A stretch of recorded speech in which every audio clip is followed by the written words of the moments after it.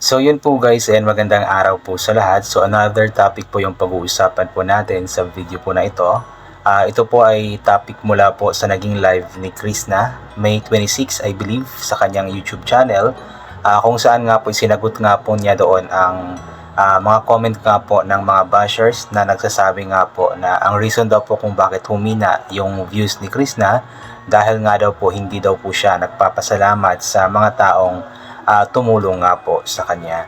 So hindi ko alam kung nanonood ba talaga ang mga bashers po na ito o hindi, kasi kung nanonood po sila ay panigurado po akong alam po nila na nagpapasalamat po si Krishna, hindi man sa lahat ng mga vlogs po niya, pero may mga pagkakataon na nagpapasalamat po si Krishna kay Sir Paul, sa lahat ng mga viewers, sa mga sponsors nga po na naging reason kung bakit nga ba naabot nga po niya kung ano man po ang naabot nga po niya ngayon.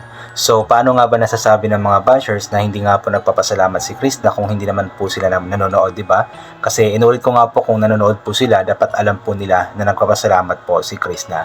At sabi pa nga po ni Krishna, di ba, last time sa kanyang live po yun, na hindi daw po siya magsasawa po talaga na magpasalamat sa Panginoon, kay Sir Paul, at sa lahat po ng mga viewers or tayo mga sumusuporta nga po sa kanya. Kasi nga po, dahil nga po sa atin daw is nakakatulong na nga daw po siya sa kanyang pamilya at nakakatulong rin po siya sa iba dahil nga po kumikita na nga po siya. So itong mga bashers po na ito is talagang nagko-comment lamang po sila ng gusto nilang sabihin ng wala pong proof, ng walang katunayan, basta may masabi lamang sila, basta makapang-bash lamang po sila, is yun po yung ginagawa po nila. At ako mismo, alam ko mismo kasi lagi naman po ako nanonood talaga sa mga vlogs ni Krishna at may content pa nga ako dati, di ba? Maraming beses ako nagko-content, maraming beses ko pong sinasabi sa aking vlog na lagi nga po nagpapasalamat si Krishna at hindi daw po siya magsasawa na magpasalamat nga po talaga sa mga taong naging dahilan na naabot po niya kung ano man po ang naabot nga po niya ngayon.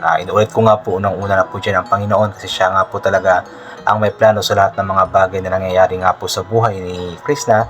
Then kay Sir Paul po, kasi si Sir Paul po yung ginamit ng Panginoon para makilala at matulungan nga po si Krishna.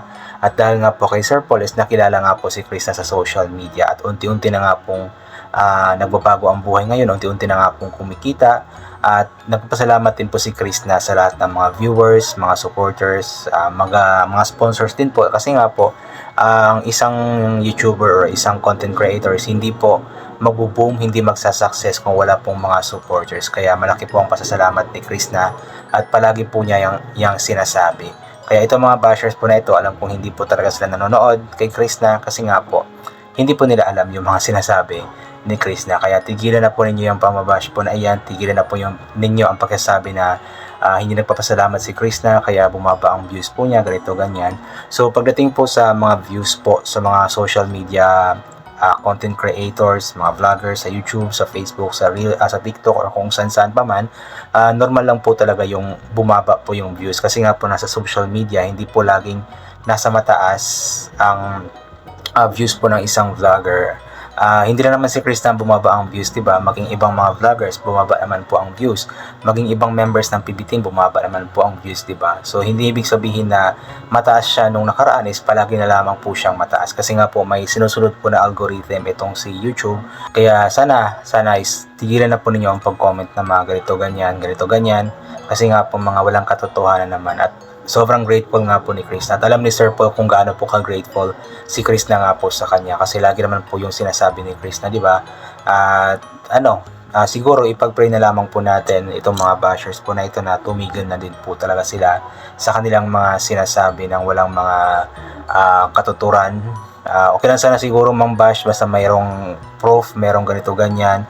For example, sasabihin po nila na hindi nagpapasalamat si Krishna, so magbigay sila ng proof na hindi nagpapasalamat si Krishna, ganito ganyan. So dapat din panoorin nila palagi lahat ng mga videos ni Krishna, kasi hindi naman lahat ng videos ni Krishna nagpapasalamat siya or nagsasabi siya ng ganito ganyan. So may ibang mga videos na wala, kasi hindi rin naman required po na palaging sabihin po yun, kasi nga po nasa puso't isip na naman po ni Krishna po iyon ang kanyang pagpapasalamat nga po sa mga taong naging daan para marating po niya ang narating po niya ngayon. At maging sila Sir Paul at maging tayo po mga viewers, alam po natin na grateful si Krishna at nagpapasalamat siya sa ating lahat, kahit na hindi man po niya ito sabihin palagi sa atin, di ba? So ito mga bashers po na ito, so tigil-tigilan nyo na yung kalokohan nyo habang may oras pa, kasi Alam kong kakaunti na lamang ang oras natin dito sa mundo. Hindi natin alam kung hanggang kailan po tayo mananatili dito sa mundo. Kasi nga po, alam naman po natin na anytime kung loobin ng Panginoon, nabawiin po tayo, talagang mawawala po tayo dito sa mundo. Kaya habang nasa mundo pa po tayo, gumawa po tayo ng tama. Mag-comment po tayo ng tama at po tayo mambash na mangbash kasi wala po tayong karapatan na manghusga sa kahit sino man na tao dito sa mundo kasi nga po hindi po tayo perpekto. Maging tayo pues meron po tayong mga pagkukulang, mga pagkakamali o kung ano-ano pa man. Tanging ang Diyos lamang po ang perpekto dito sa mundo. Kaya wala po tayong karapatan na mambash kahit sino man. Ayan. So ito po, basahin po natin yung ilan po sa mga komento. Mula kay Lynn Janine, ayan, hayaan mo sila nak, yung mga bashers di talaga maiwasan ang mga yan at di lang sila masaya para sa iyo. Oo nga naman, yung mga bashers kasi kapag nakikita po ang isang tao na umaangat, na nakikita po na sumasaya ang buhay, so gumagawa sila ng issue para i-down, like siya ginagawa po nila kay Krista, talagang gumagawa po sila ng issue or ng mga bashing para bumagsak daw po si Krista, which is hindi naman nagtatagumpay kasi mas lalong umaangat nga po si Krista. Anita Morillo, hi Krista, palaging humble ka, huwag kang magbago, mahal ka namin, miss namin ang Chris Pao. Sana magkita kayo minsan ni Sir Paul or Pugong Bihero, love you both Chris Pao. Yan, abangan na lamang po natin yon, but for now, enjoy na lamang po muna natin ang panonood sa mga vlogs po nila at support po natin always po sila. Credo Gemma, yan. Kung hindi kayang talunin ng pagkatao mo, gagawa sila ng mga kwento para sirain ka sa paningin ng iba. Yun nga po yung ginagawa ng mga bashers. Kasi hindi nila kayang talunin po yung pagkatao ni Krishna. So gumagawa po sila ng issue para siraan si Krishna, para pabagsakin si Krishna. Kaso nga lang, hindi po sila nagtatagumpay kaya mas lalo po sila nang gagalaiti, mas lalo po sila nang babash sa sobrang inis, sa sobrang galit, sa sobrang inggit nga po nila.